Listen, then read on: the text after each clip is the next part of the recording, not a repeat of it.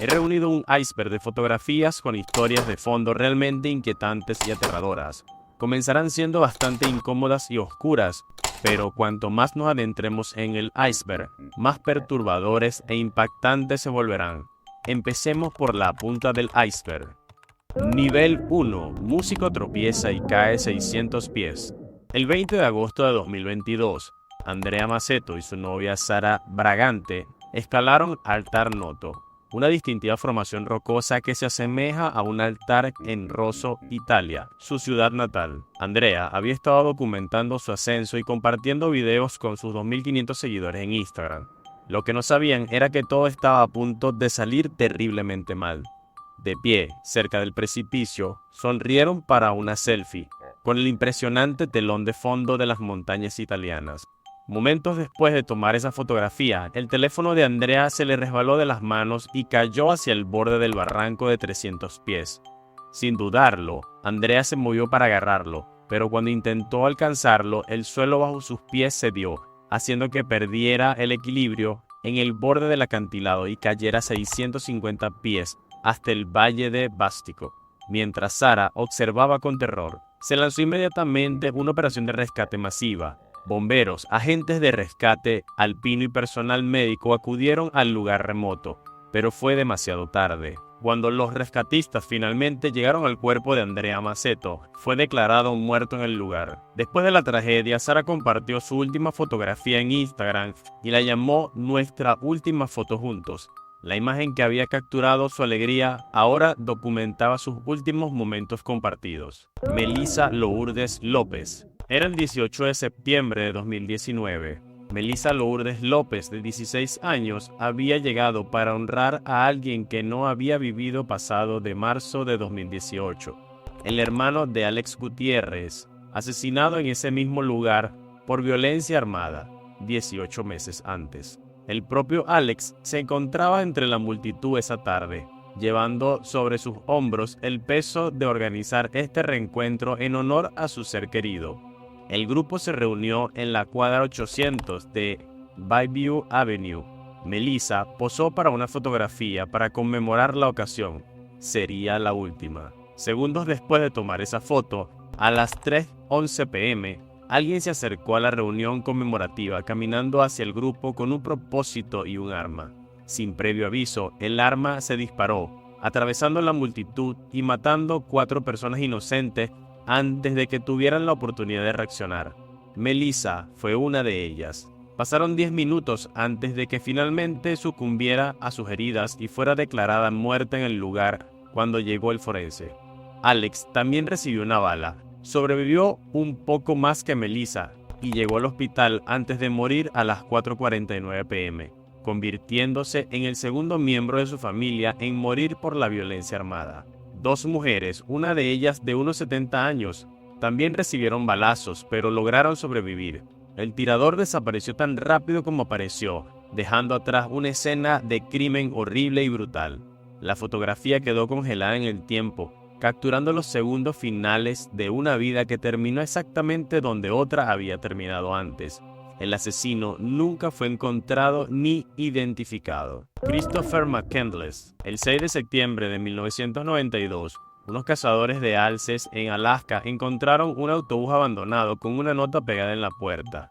Decía: "Llamada de socorro, necesito ayuda, estoy herido, cercano a la muerte y demasiado débil para salir de aquí". En el interior encontraron un saco de dormir azul que contenía el cadáver de un joven y una cámara fotográfica.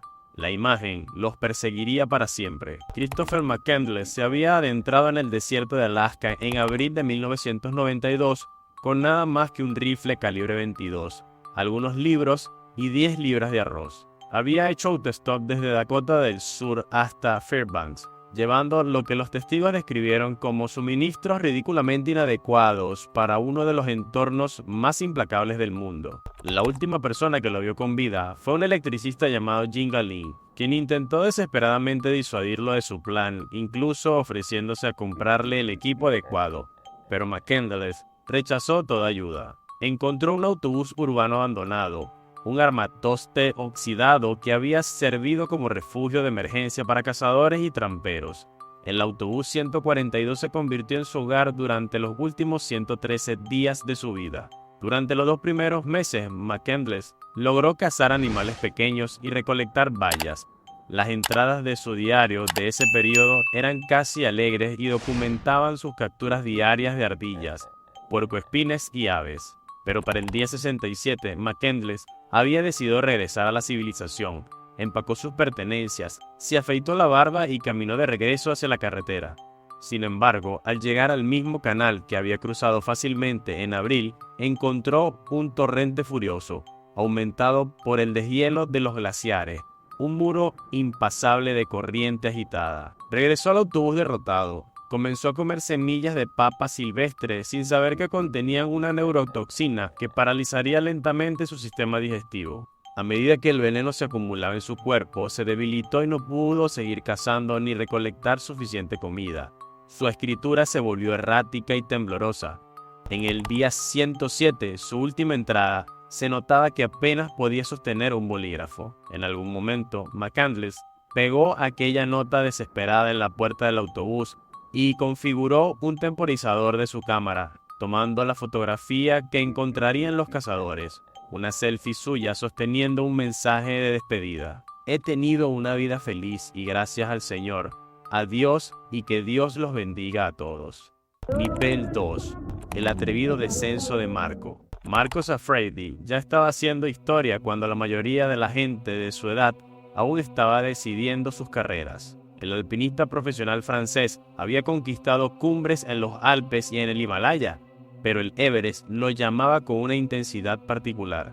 En 2001 se convirtió en la primera persona en completar un descenso completo en snowboard, desde la cumbre del Everest hasta el campamento base avanzado, recorriendo el Northern Quad en poco más de 2 horas. Pero eso todavía no fue suficiente. El Horbite Quad lo llamaba, una ruta más empinada que la anterior, con pendientes de entre 45 y 55 grados. Muchos la consideraban la pista más peligrosa y espectacular jamás esquiada. Siffredi regresó al Everest en septiembre de 2002, decidido a conquistar lo que consideraba el santo grial del snowboard extremo. Pero esta vez, las condiciones eran muy distintas. Si bien su primer ascenso había sido rápido y seguro, la segunda subida le tomó más de 12 horas, abriéndose paso entre nieve hasta la cintura. Finalmente, llegaron a la cumbre a las 12:15 p.m. del 8 de septiembre. La fotografía final muestra a Siffredi exhausto diciéndole a sus compañeros que estaba cansado, pero cansado. Demasiada nieve, demasiada escalada. Después de solo 1 hora de descanso y pese a las advertencias de su guía sobre el deterioro del clima, Siffredi se puso su traje amarillo de snowboard y se dirigió hacia el Horbite Quad. Los compañeros lo vieron desaparecer entre las nubes. Las huellas de su tabla continuaron hasta los 8.600 metros y luego desaparecieron. Nadie volvió a verlo, no se encontró su cuerpo ni su equipo, solo huellas que terminaban como si hubiera sido tragado por la montaña. 23 años después, Marco sigue allí, en algún punto del Everest. Philip Hughes. Philip Hughes, de 25 años, ingresó al campo número 7 de Sydney Cricket Ground el 25 de noviembre de 2014 con todo para ganar. Necesitaba anotar carreras para asegurar su regreso al equipo de prueba de Australia, y lo estaba logrando. Sean Abbott, el lanzador rápido de Nueva Gales del Sur, había estado apuntando a Hughes con lanzamientos cortos durante todo el día. De los 23 bouncers lanzados, 20 fueron dirigidos directamente hacia él. Hughes los manejó con la destreza de un jugador de su nivel, hasta que llegó el lanzamiento número 21. Abbott lanzó la pelota a Hughes, se colocó para realizar un tiro de gancho, pero golpeó antes de tiempo. Calculando mal la velocidad, la pelota, que viajaba a unos 140 km por hora, lo impactó en una zona desprotegida en la base del cráneo, justo debajo del casco. El golpe comprimió su arteria vertebral, uno de los principales vasos que alimentan el cerebro. En cuestión de segundos, la arteria se rompió y la sangre inundó su cavidad cerebral. Hughes permaneció de pie un instante, tambaleándose, antes de desplomarse de cara al suelo. El personal médico corrió al campo y le practicó reanimación cardiopulmonar, mientras permanecía inconsciente. Un helicóptero aterrizó en el estadio para trasladarlo al hospital Saint Vincent donde los cirujanos reconocieron inmediatamente la gravedad de su lesión. No tuvieron otra opción que quitarle secciones del cráneo para aliviar la presión sobre su cerebro hinchado. La operación duró 80 minutos, pero Hughes nunca recuperó la conciencia. Durante 48 horas, los médicos monitorearon su estado mientras su familia se mantenía a su lado. El 27 de noviembre de 2014, apenas 3 días antes de cumplir 26 años, Philip Hughes murió. Los expertos médicos calificaron su caso como una de las lesiones más raras jamás registradas en el deporte. Solo se habían documentado unos 100 casos de disección de la arteria vertebral en la literatura médica, y solo uno anterior había sido causado por una pelota de cricket. Hughes simplemente tuvo una mala suerte extraordinaria. John Allen Shaw.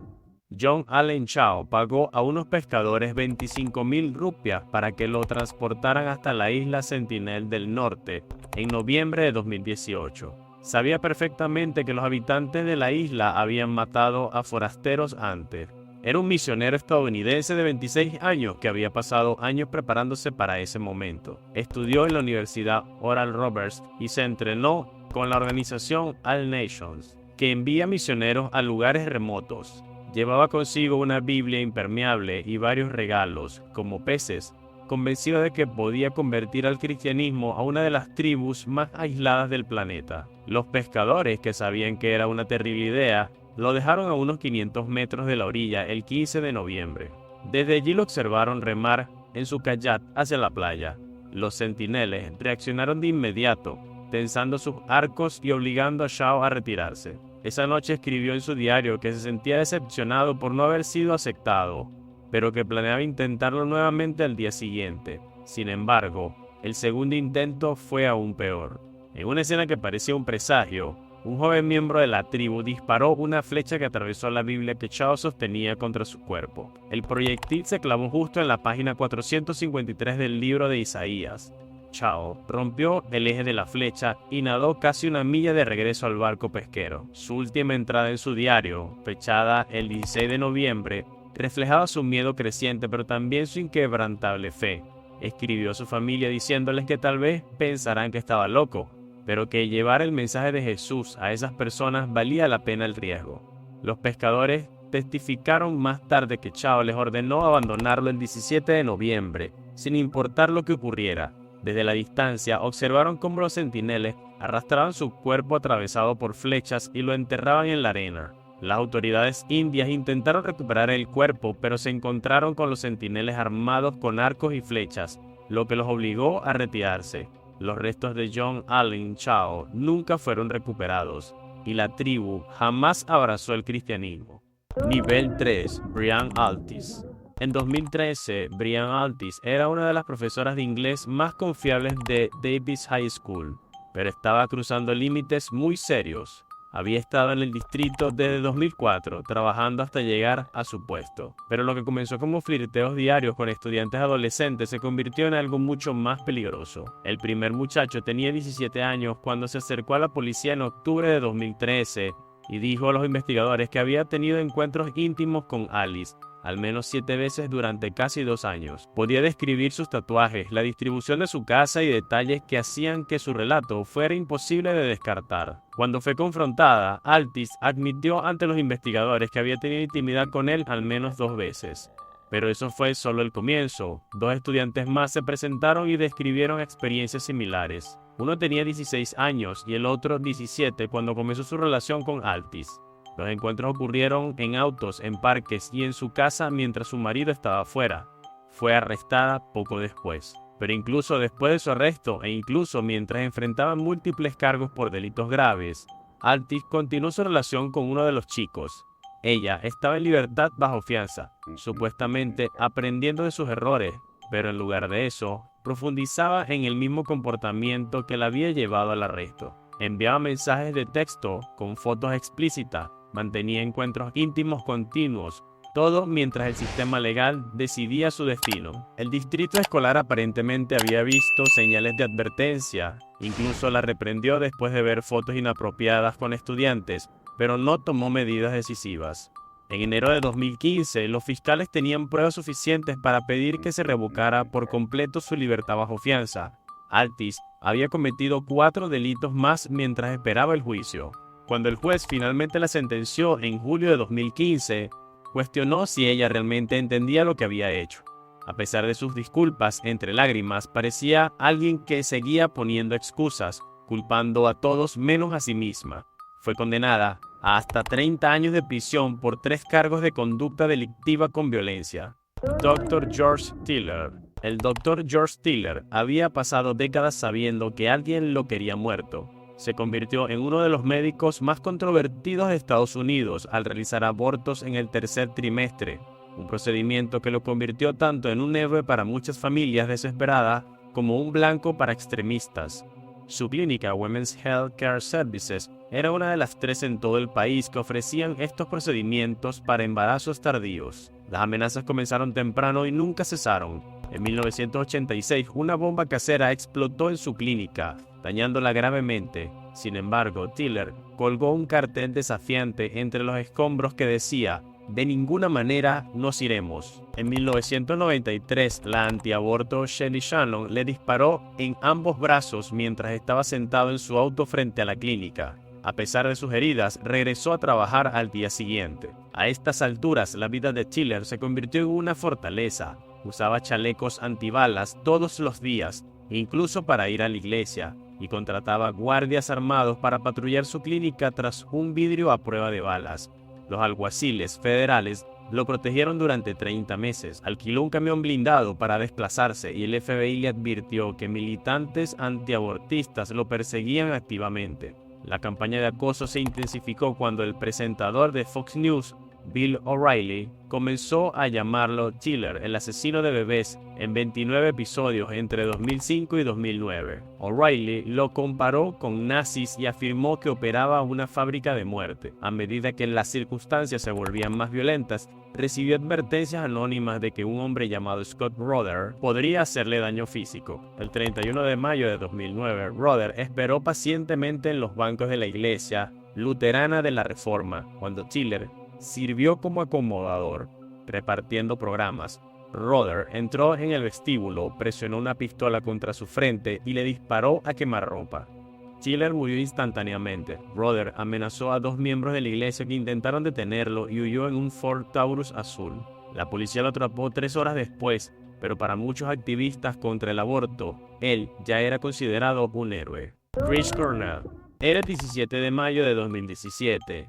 Y en el Teatro Fox Garden de Detroit, Soundgarden estaba ofreciendo lo que se convertiría en su última actuación. Chris Cornell dominó el escenario durante casi 2 horas, pero aquellos que miraban atentamente percibieron algo extraño. Se tambaleaba por el escenario, sus movimientos eran inusualmente débiles, y para la segunda canción parecía como si su energía hubiera salido de su cuerpo. Se perdió bloques enteros de letra, dejando que la multitud llenara los espacios mientras él se retiraba del escenario a mitad de la actuación. Cornell habló con cariño de Detroit durante toda la noche, elogiando repetidamente a la audiencia y declarando su amor por las multitudes de la ciudad. Aún así, un comentario permaneció en el aire: "Me siento mal por la próxima ciudad", dijo la audiencia después de decir que nada podría superar a Detroit. A las 11:30 p.m., Cornell estaba de regreso en la habitación 1136 del MGM Grand Detroit. Su guardaespaldas, Martin Kirsten, lo ayudó a arreglar su computadora y le administró 2 pastillas de Ativan recetadas para la ansiedad. 5 minutos después, la esposa de Cornell, Vicky, llamó desde Los Ángeles y notó que las luces de su casa parpadeaban, algo que Cornell podía controlar de forma remota desde su teléfono. Cuando le preguntó al respecto, él negó haberlo hecho recientemente, afirmando que lo había hecho 1 hora antes mientras todavía estaba en el escenario. El discurso de Cornell era arrastrado y repetía una y otra vez: "Simplemente estoy cansado". Se quejaba de problemas técnicos durante el espectáculo y admitió haber tomado 1 o 2 Ativan adicionales. Vicky se alarmó cada vez más a medida que su tono cambiaba y adoptaba un comportamiento arrogante y agresivo que le recordaba sus luchas pasadas con la prescripción médica 14 años antes. A las 12:15 a.m., Vicky contactó a Kirsten y le exigió que fuera a ver cómo estaba su marido. El guardaespaldas encontró la puerta de Cornell cerrada desde dentro. El personal de seguridad del hotel se negó a ayudar, diciendo que Kirsten no estaba autorizado a entrar. por lo que abrió la puerta de una patada. La puerta del dormitorio también estaba cerrada con pestillo. En el baño, Courtney yacía en el suelo con sangre corriendo por su boca y una banda roja de ejercicio alrededor de su cuello. La cinta estaba asegurada a un mosquetón encajado tan fuertemente en el marco de la puerta que dejaba marcas permanentes. A las 11:30 am, los médicos lo declararon muerto. Los informes toxicológicos posteriores revelaron que tenía 4 veces el nivel prescrito de Ativan en su sistema. Aviso de muerte. Chalino Sánchez se presenta en el Salón Bugambilia en Culiacán, Sinaloa, el 15 de mayo de 1992. Alguien del público le entrega un trozo de papel doblado durante Alma Enamorada, y la cámara sigue grabando mientras lo lee. Su rostro se queda pálido al instante y el sudor le golpea la frente mientras procesa las palabras que están escritas allí. El contenido de la nota sigue siendo desconocido hasta el día de hoy. Se perdió cuando Chalio lo arrugó y lo dejó caer al suelo del escenario, pero la sorpresa visible en su rostro cuenta toda la historia. Su esposa, Marisela, luego cuestionó si en realidad fue una amenaza de muerte, sugiriendo que Chalino no habría sido tan tonto como para continuar si realmente creía que su vida estaba en peligro inmediato. Sin embargo, el momento en que ocurre hace que sea imposible ignorarlo. Lo que ocurrió después del espectáculo es lo que hace que estas imágenes sean tan escalofriantes de ver. Pasada la medianoche, Chalino abandonó el lugar con sus hermanos, un primo y varias mujeres. Varias camionetas Chevrolet Suburban de color negro los detuvieron y unos hombres le mostraron tarjetas de identificación de la policía estatal. Querían hablar específicamente con Chalino, alegando que su comandante necesitaba verlo. Chalino subió a su vehículo mientras los demás se quedaron atrás.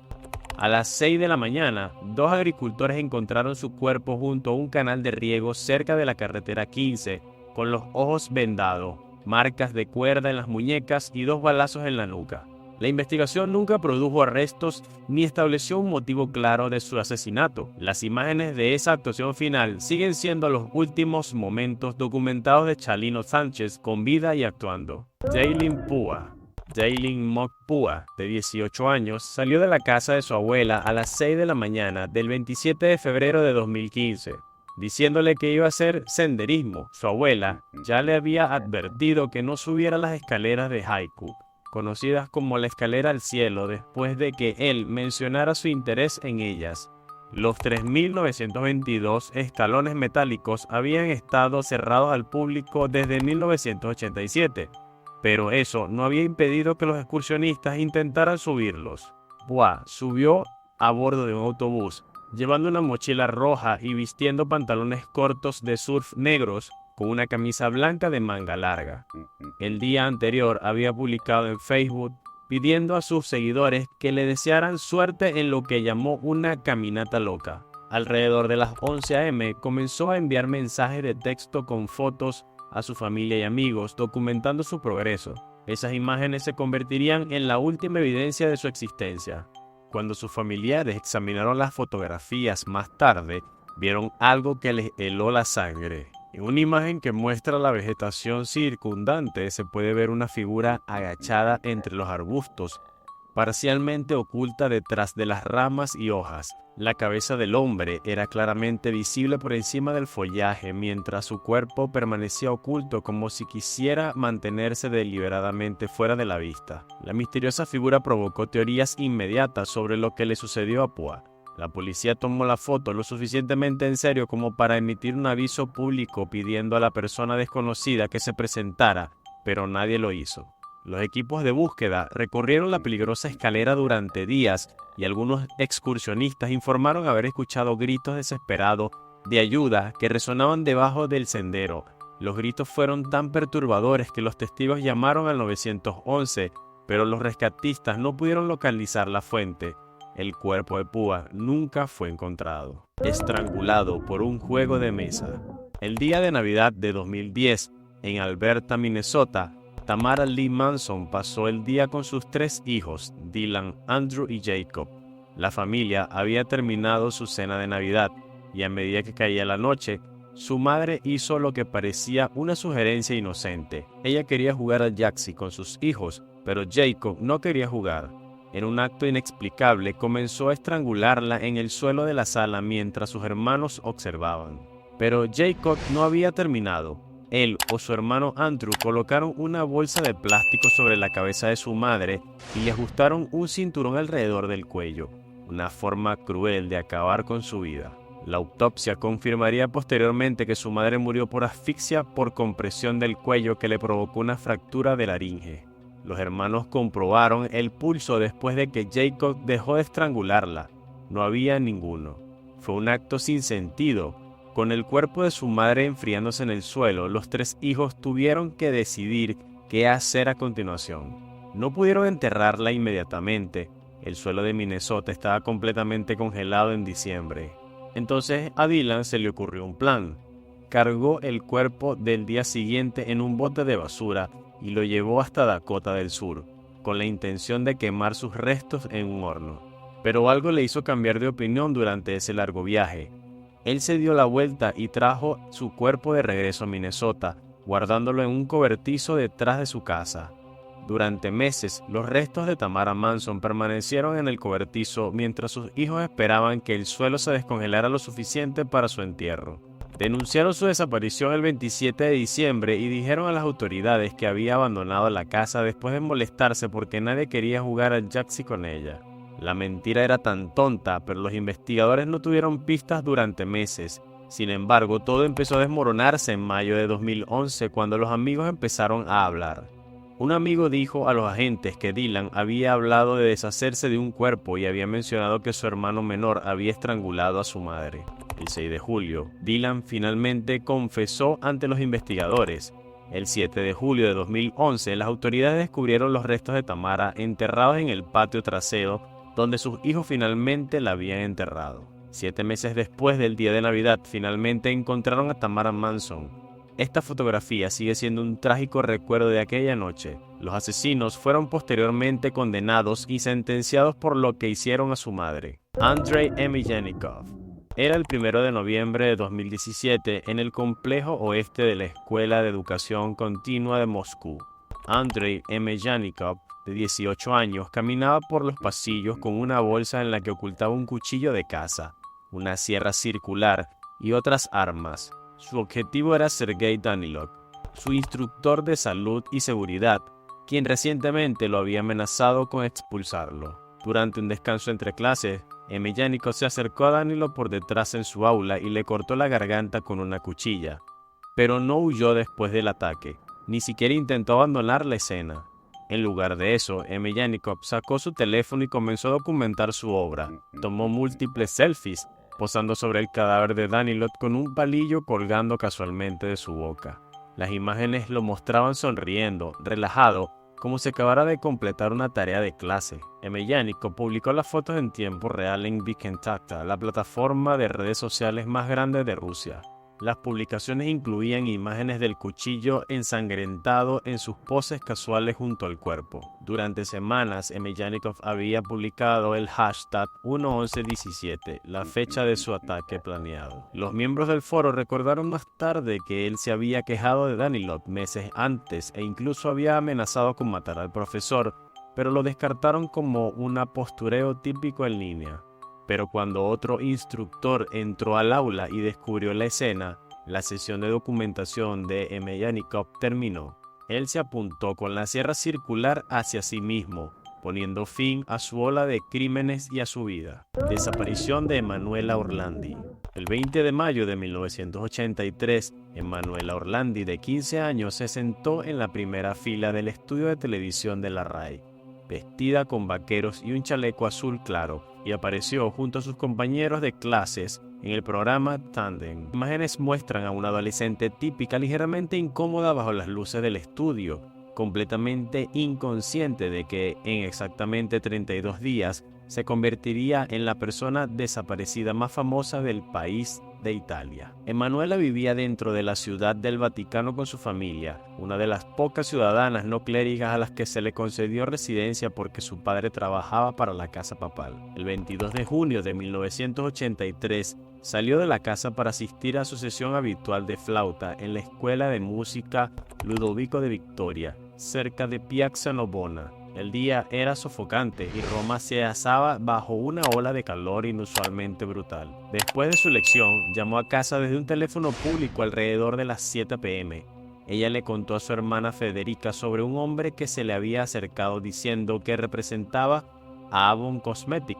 Le ofreció trabajo distribuyendo volantes por una suma astronómica, 375.000 liras por un solo día de trabajo, aproximadamente $200 de hoy. Su hermana inmediatamente encontró la cantidad excesiva y sospechosa, pero no pudo convencer a Emanuela de no reunirse con él. Emanuela debía encontrarse con unos amigos en la parada de autobús en Corso Rinascimento. Los testigos informaron haber visto a una niña que coincidía con su descripción subiéndose a un BMW verde oscuro. A partir de ese momento, desapareció por completo. Cuando la dirección de Avon se enteró del incidente, confirmó que no empleaban a ningún representante masculino y que nunca habían utilizado ese tipo de métodos de reclutamiento. Las puertas del Vaticano se cerraron a medianoche esa noche y Emanuela nunca regresó a casa. Lo que le pasó sigue siendo un completo misterio hasta el día de hoy. Ella nunca fue encontrada y su captor nunca fue identificado.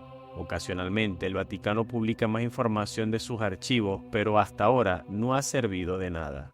Nivel 4. Sophie Lyonnais. Esta es la imagen final de Sophie Lyonnais, una niñera francesa de 21 años. Fue tomada 2 días antes de que los bomberos descubrieran sus restos carbonizados en el jardín de Wimbledon. Sus ojos están bajos, su rostro está demacrado. La mujer antes vibrante que había llegado a Londres para mejorar su inglés era apenas reconocible para quienes la conocían. Antes de empezar a trabajar para Sabrina Quider y Oisín Medony, Sophie era una joven mucho más viva. Pero lo que la cámara captó el 18 de noviembre de 2017 fue el resultado de 12 días de brutalidad sistemática. La pareja para la que trabajaba se había convencido de que Sophie estaba espiando al exnovio de Quider, Mark Walton, miembro fundador de una banda pop irlandesa. Sabrina Quider y Oisín Medony habían sometido a Sophie a más de 8 horas de interrogatorios grabados, abofeteándola, llamándola peor que una asesina y obligándola a confesar crímenes que solo existían en su delirio compartido. Las grabaciones muestran a Sophie sollozando silenciosamente en el fondo después del sonido de los golpes. En ese momento tenía 5 costillas fracturadas y el esternón fracturado. En esa confesión final, en video, Sophie aparece destrozada y apenas con vida. Horas más tarde, la obligaron a meterse en una bañera donde se ahogó durante lo que la pareja afirmó que fue otra sesión de interrogatorio. El forense encontró sangre en sus fosas nasales, lo que indica un traumatismo contundente en la cara. Su mandíbula se había fracturado pocas horas antes de su muerte. Cuando los bomberos llegaron, el 20 de septiembre, encontraron a Medony parado junto a una barbacoa cocinando pollo mientras el cuerpo de Sophie ardía en una hoguera cercana. Les dijo que estaba quemando una oveja. Tanto Medony como Quider fueron arrestados en el lugar bajo sospecha de asesinato. Sus intentos de engaño fracasaron rápidamente bajo la investigación, mientras los seres queridos de Sophie lamentaban su trágica pérdida. Accidente fatal del Takashi Yokoyama. La final del campeonato japonés de Fórmula 3 de 1997 en el Fuji Speedway ya estaba decidida antes de que cayera la bandera verde. El piloto holandés Tom Coronel se había asegurado el último con 6 victorias en 8 carreras. Pero el acto final de la temporada sería recordado por algo mucho más devastador que ganar un campeonato. El 19 de octubre, habían 22 coches alineados en la parrilla. Yokoyama se encontraba en la posición 17, muy atrás en el grupo, pero con hambre de avanzar. Tenía su Dayara listo para cargar a través del campo en la larga recta principal de Fuji, pero en los primeros momentos, Coronel tomó la delantera detrás de él. Shikakazu Wakasaka golpeó su rueda trasera al frenar. De repente, el coche de Wakasaka se elevó por los aires, realizando un doble giro antes de aterrizar parcialmente sobre el automóvil de Coronel y principalmente sobre el casco del holandés. Ambos conductores se marcharon sin nada más que marcas de neumáticos en el casco de Coronel. Fue una suerte increíble para todos los involucrados. El coche de seguridad salió para evitar más incidentes, enviando llamadas por radio a los demás pilotos para que redujeran la velocidad y se prepararan para que el coche de seguridad liderara el pelotón. La mayoría de los conductores respondieron de inmediato, formando una cola detrás del grupo que disminuía la velocidad en el tramo delantero. Yokoyama no entendió el mensaje. Corriendo a 160 millas por hora a través de la recta principal, se aproximó al grupo de autos detenidos frente a él. No había tenido tiempo para frenar ni espacio para desviarse. Cuando el Dayara se estrelló contra la pared trasera de otro vehículo, el impacto lanzó su auto 5 metros por el aire. El Dayara se convirtió en un proyectil y salió disparado hacia el árbol de elevación que sostenía el cartel eléctrico a 16 pies y medio por encima de la vía. El coche se desintegró en el impacto, esparciendo escombros a lo largo de 500 metros de asfalto. Yokoyama fue arrojado desde los escombros y murió inmediatamente debido a heridas catastróficas. La carretera fue cancelada inmediatamente, no pudiendo continuar debido a la tragedia. Asesinato en la montaña. Jolie Callan le envió un mensaje de texto a su amiga la noche anterior a una caminata con lo que parecía una broma. Si me pasa algo, sabrán con quién estaba. Hablaba de Lauren Bonner, su exnovio, quien la había convencido de ir de excursión juntos como amigos al Monte Chija.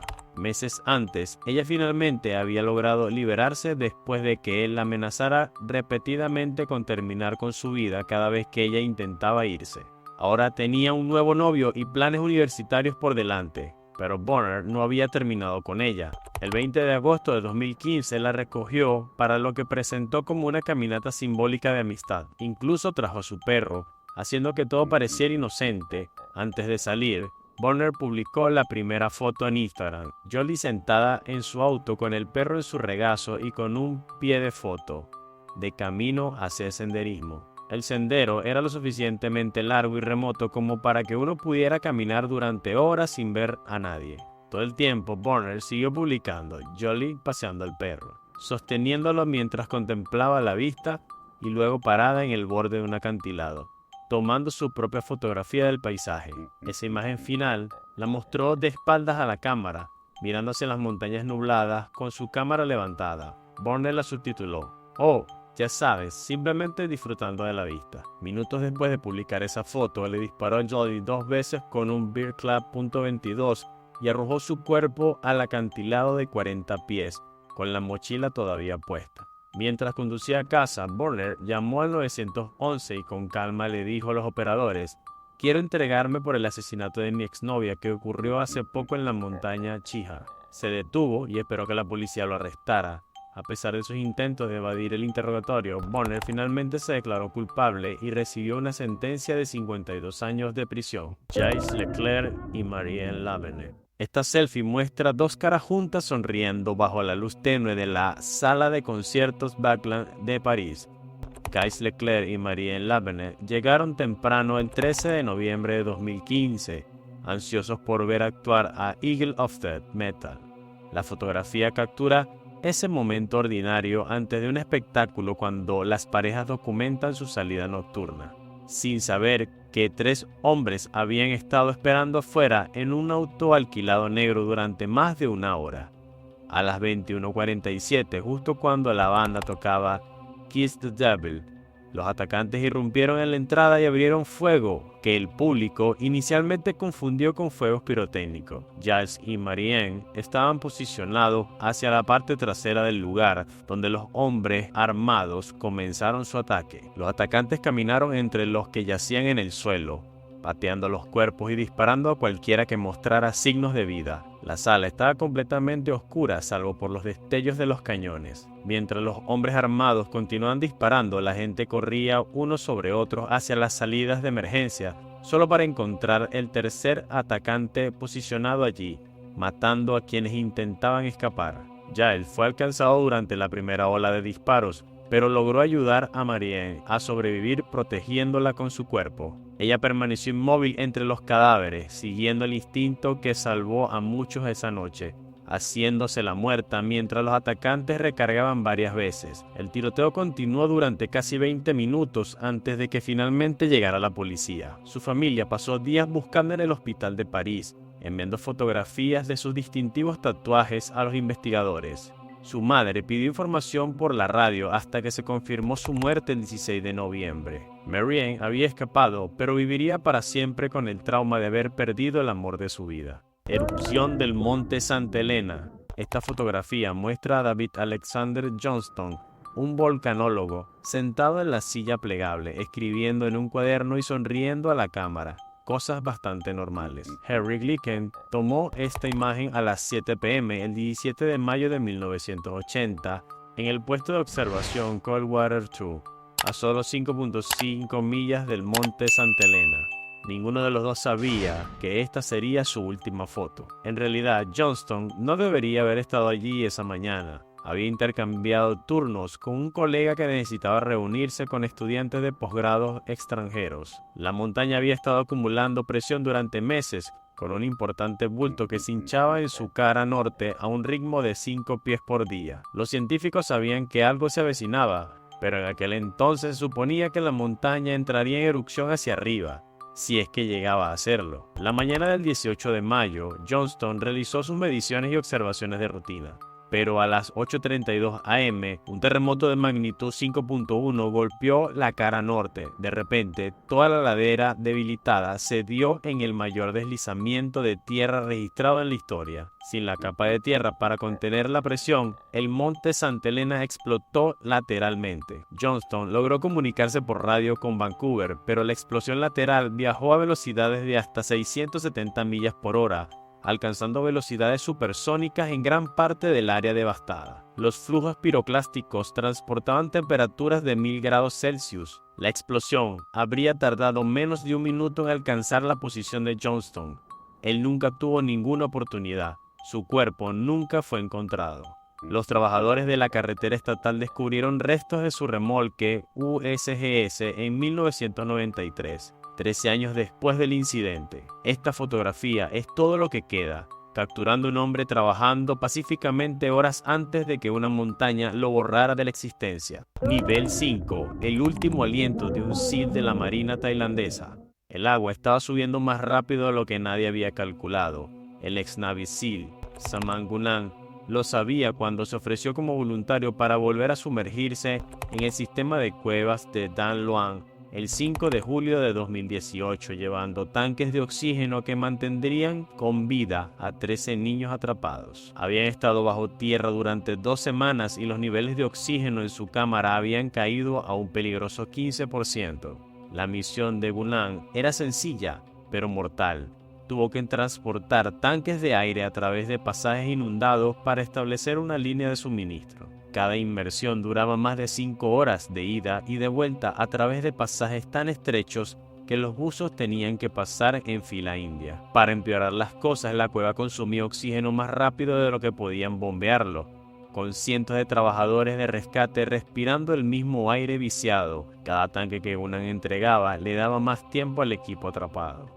A la 1 am del 6 de julio, Gunan estaba nadando de regreso desde la cámara 3 después de colocar con éxito sus tanques de oxígeno cuando su propio suministro de aire se agotó. En un horrible momento de comprensión, su compañero de buceo lo vio perder el conocimiento en el agua negra. Lo arrastraron a la cámara 3 e intentaron reanimarlo, pero Gunan nunca recuperó el conocimiento. La ironía fue horrible. Una misión diseñada para prevenir el agotamiento del oxígeno se cobró una vida debido a la pérdida de oxígeno. La muerte de Gunan demostró que ni siquiera los buceadores de élite podrían garantizar su propia supervivencia en estas condiciones tan peligrosas. Su cuerpo fue sacado mientras los niños, a quienes intentaba salvar, permanecieron atrapados otros 4 días más.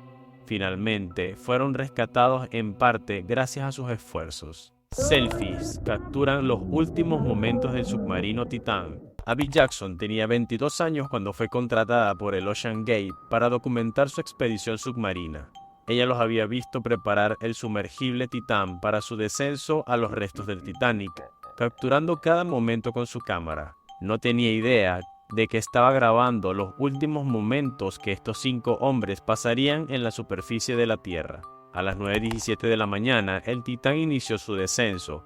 Durante la primera hora, todo transcurrió con normalidad. La tripulación intercambió mensajes de rutina con el príncipe polar como estaba previsto, pero luego la comunicación comenzó a fallar. A las 10:15 informaron que habían perdido la configuración del sistema y el barco de apoyo preguntó si podían ver las huellas polares en su pantalla. Las respuestas se volvieron esporádicas.